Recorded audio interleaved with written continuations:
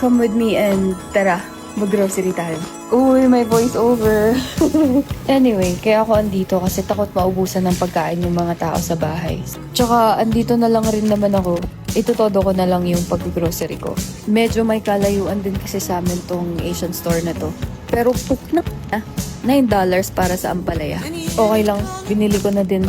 Di naman ako magbabayad eh. Sisingilin ko sila nito, tapos dadagdagan ko ng 100. Anyway, alam mo ba na ang bobo pala ng mga tao na nangahila sa'yo pababa pagka umaangat ka? Kasi hinihila ka nila. Gusto nila sumama sa taas. Pero hindi nila alam sa inggit nila, sa kumukulong tubig lang din pala yung punta nila.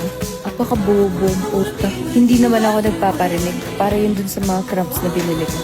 Anyway, tapos na ako mamalengke. 250 lang yung binayaran ko. Sasabihin natin 350. Okay, bye.